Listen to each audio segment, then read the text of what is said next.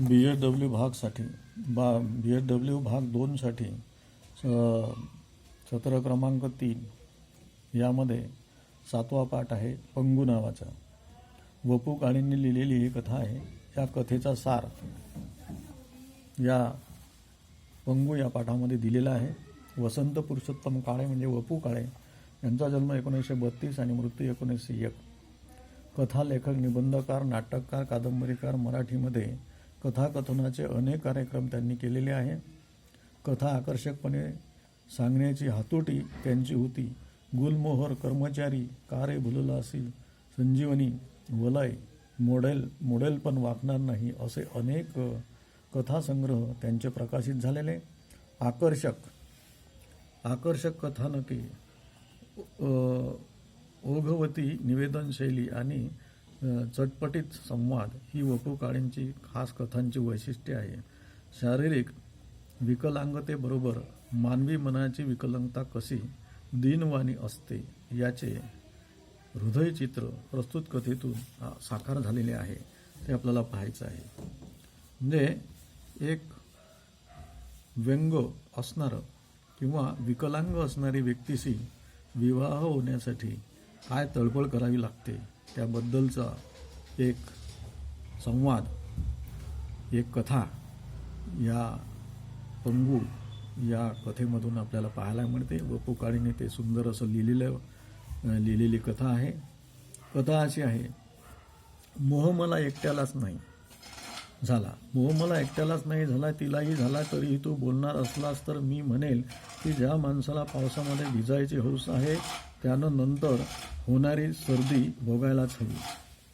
म्हणजे जो माणूस फिरायला गेला हिवाळ्यामध्ये पाण्यामध्ये भिजला किंवा थंडीनं तो कोकळला आणि त्याला सर्दी झाली तर ती सर्दीचा जो काही हे आहे, सर्दीचा जो ओघ आहे तो किंवा त्याचा जो त्रास आहे तो भोगायला आपण हवा.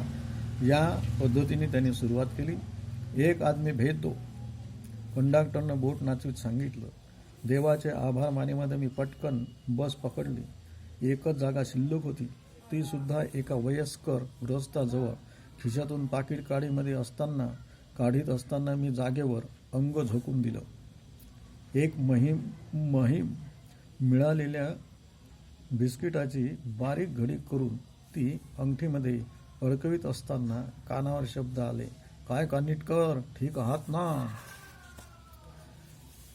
मी शेजारी पाहिलं. गोडबोले विचारित होते, ओळखलात ना?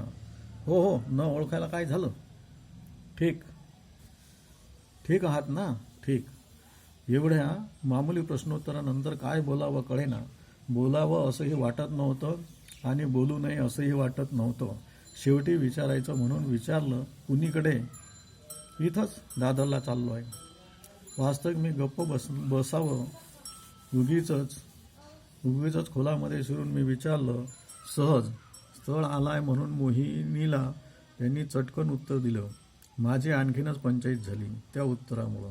खूप गोंधळून गेलो, काही सुचेना. ह्या बसमध्ये जागा नसती मिळाली तरी बरं झालं असतं. बरं मिळाली तर ती नेमकी ह्या ग्रहस्था शेजारी का आता काही निमित्त काढून जागा सोडण्याची शक्यता नाही. काय घरची मंडळी ठीक आहेत? गोड बोल्याने आणखीन एक प्रश्न विचारला. ठीक आहे. मी एवढा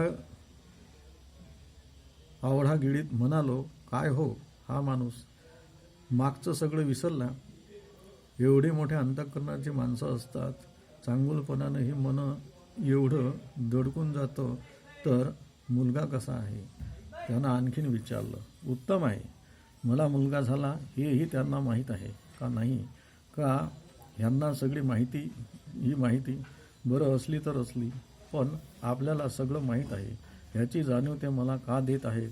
मुद्दाम मला लाजवण्यासाठी. पण नाही, त्याचा सूर अगदी साधा आहे, कौतुकाचा आहे, विषाद नाही, विखार नाही. त्यांच्या मुलीला मी मागे नकार दिला ह्याचा खेद नाही. देव करो आणि गोड बोले आता कोणताही प्रश्न न विचारो. देवाला प्रार्थना ऐकली. पुढचा स्टाफ यायच्या आधीच गोड बोले उठले. मी त्यांना बाहेर पडायला वाट करून दिली. बरा येतोय, ओळख ठेवा. जमलं तर आमंत्रण पाठवीन, यायचं अवश्य. मी अगदी तातडीनं म्हणालो. जणू काय मी विलंब लावला तर गोडबोले आणखीन काही बोलणार होते. 5 मिनिटाचा सहवास चुकामुक झाली असती तर काय बिघडलं असतं, पण नाही, तसं व्हायचं नव्हतं. मनाला ज्या वेदना व्हायच्या असतात त्या चुकायच्या नसतात. नाहीतर तुम्ही सांगा, 4 वर्षांनी केवळ 5 मिनिटाकरता गोडबोले भेटायचं काय कारण होतं? त्या माणसाला देखील एवढी ओळख ठेवायची काय जरुरी होती? नुसती नव्हे तर अगत्यपूर्व ओळख. मी त्याच्यावर काही उपकार केला नव्हता की त्या उपकाराचं ओझं त्यांनी बाळगावं. माझी नक्की आठवण ठेवावी. केला असेल तर अपकारच केला होता. त्या मुलीला मी नकार दिला होता. मोहिनी नावापासून रूपापर्यंत अक्षरशः मोह लावण्याची शक्ती ज्या मुलीमध्ये होती तिला मी नकार दिला होता. कारण काय? खोट्या मोठेपणाच्या कल्पना आणि त्याला माझ्या दुबळ्या स्वभावाची साथ. त्याचा परिणाम मोहिनीसारख्या सुंदर मुलीला नकार देण्यात झाला. गोडबोलेंना नकार देण्यामध्ये माझ्या वडिलांचं फारसं काही चुकलं होतं अशातला भाग नव्हता. पण मला मात्र वाटत होते, चालेल, एवढी रूपवान मुलगी, स्वभावानं लागवी, चांगली शिकलेली, उत्तम गाणारी, फक्त एका पायानं लंगडी, पण चालेल. जमेच्या बाजूला एवढ्या भरगप्पन गोष्टी होत्या की ह्या एका व्यंगाकडे दुर्लक्ष केलं असतं तरीही चाललं असतं. पुन्हा ते व्यंग सहजासहजी समजून येत नव्हतं. मुद्दाम सांगितल्यावरच समजत होतं. वधू परीक्षेच्या वेळी असंच झालं होतं. मी आणि अप्पा दोघं मुली पाहायला गेलो होतो. उगी 2-2 मित्र, एखादा नातेवाईक एवढा लवाजमा घेऊन चहा पोह्यांवर हात मारण्याचा, आणखीन खेळीमेळीने होणाऱ्या गोष्टी गंभीर स्वरूप घ्यायचं हे मला पसंत नव्हतं. आणि अद्यापही माझ्याशी सहमत होते. मला औपचारिकरित्या आवडत नाही. अप्पांना नाही, तशी ती गोडबोल्यांनाही संमत नसावी. कारण बाहेरच्या खोलीमध्ये 4-5 खुर्च्या मांडल्या होत्या. 2 खुर्च्यामध्ये आम्ही बसल्यावर 2च खुर्च्या रिकाम्या राहणार होत्या. तसंच झालं. थोड्याच वेळामध्ये गोडबोले मोहिनीला घेऊन बाहेर आले आणि समोर बसले. तिचं सौंदर्य पाहून मी एवढा भारावलो की तिला काही प्रश्न विचारायचे असं वाटेना. असं वाटलं की उत्तर देण्याचा भारही हिला पेलवणार नाही.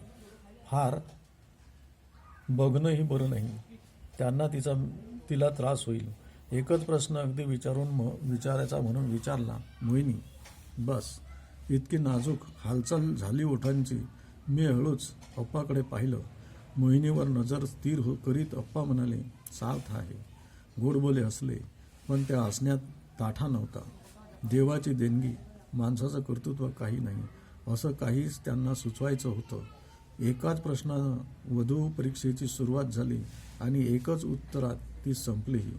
तिच्या नावानं रूपानं ती दृढमूढ झाली होती असं नाही. चोखंदळ स्वभावाचे अप्पाही बारावले होते.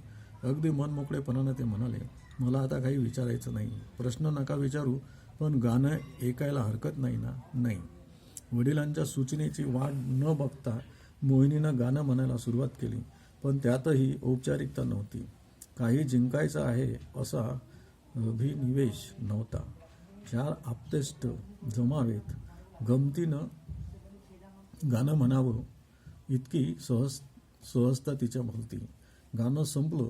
आतून हाक आली. मोहिनी उठली, मधल्या दरवाजापर्यंत गेली आणि गोडबोलीने तिला हाक मारली. मोहिनी परत फिरली तेव्हा तिचा चेहरा साफ उतरला होता.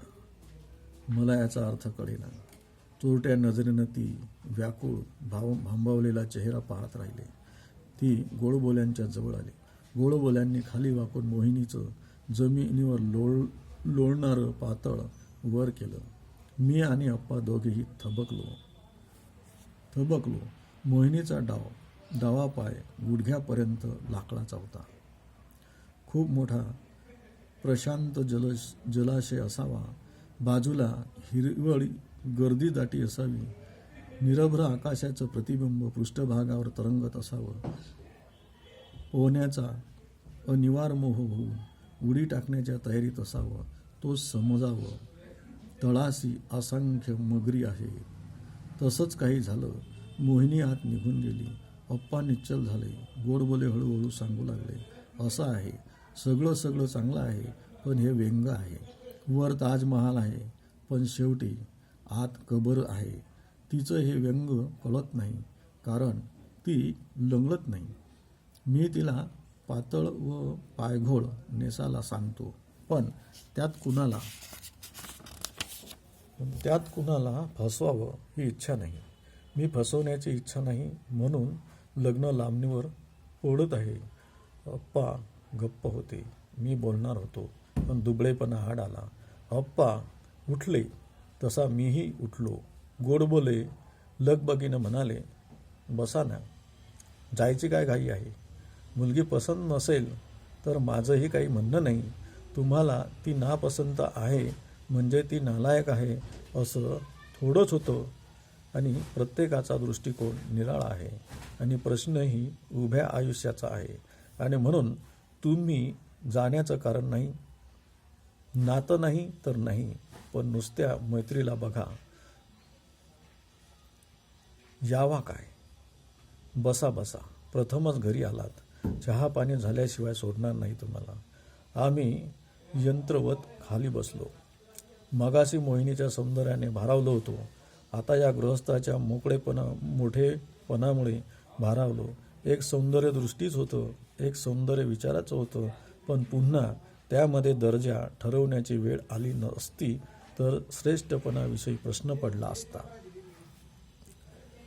चहा पोह्यांचा ट्रे घेऊन मोहिनी बाहेर आली, पण ट्रेमध्ये दोघांच्या बशा पाहून माझ्यावर पुन्हा चकित होण्याची वेळ आली. आमच्या गप्पा गोष्टी तर फराळात तीही सामील झाली. पोहे खाता खाता गोड बोल्यांनी मोहिनीला सांगितलं, आपली जरा स्थळाची वही घेऊन ये. गोड बोल्यांच्या हातामध्ये वही देता देता मोहिनी म्हणाली, आपल्या बापटाचं स्थळ सांगा त्यांना. स्नेहलता परवाच आली आहे इथं, त्यांना नक्की आवडेल ती. गोड बोले अप्पांना तपशील सांगू लागले. माझ्या कानामध्ये दडा बसला होता आणि पोह्यांचा घास त्या तोंडावर तोंड फिरू लागलं.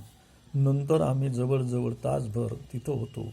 मोहिनी, गोडबोले आणि अप्पा खूप जुन्या ओळखीप्रमाणे बोलत होते. शेवटी निघताना गोडबोले मला म्हणाले, तुम्ही बरेच अबोल दिसता आहात. अप्पा म्हणाले, छे छे, त्याला एरवी पुरे म्हणायची वेळ येते. आजच काय झालं कुणास ठाऊक. अप्पा, तुम्हाला स्पष्ट सांगायला हवं होतं का हो? महिमवाले उतर जाओ. मी भानावर आलो, चटकन खाली उतरलो.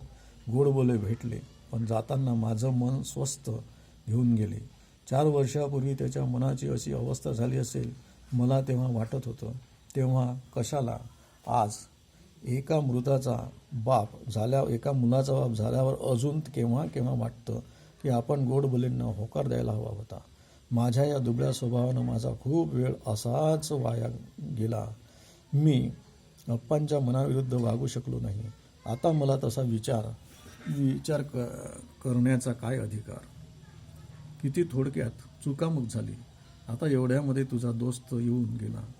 एवढा वेळ तुम्ही वाट पाहत होता. कोण? मधू आला होता? जुना दोस्त साठे. शक्यच नाही.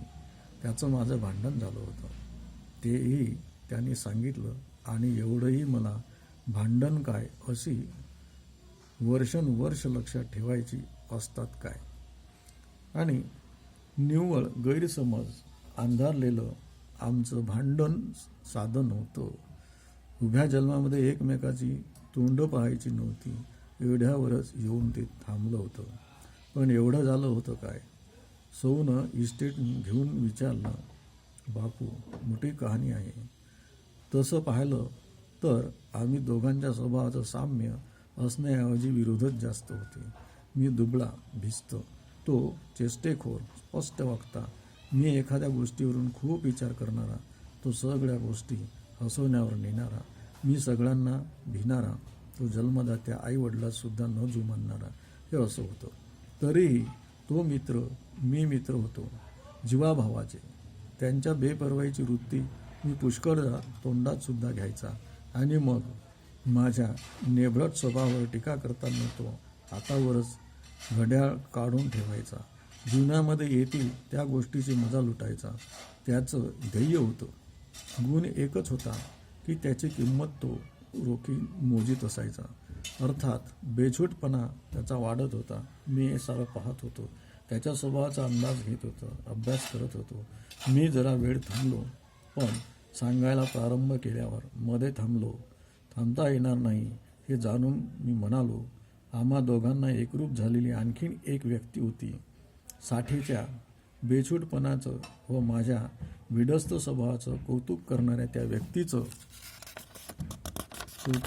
त्या व्यक्तीचं नाव सुमित्रा देवधर. त्या तिघांचं त्रिकूट होतं. इतकी ती सुमित्रा माझ्याशी लग्न करणार की साठेशी याबद्दल लोकात पैज लागत असे. तर इथे आपण थांबू. याचा पुढचा भाग नंतरच्या याच्यामध्ये आपण घेऊ.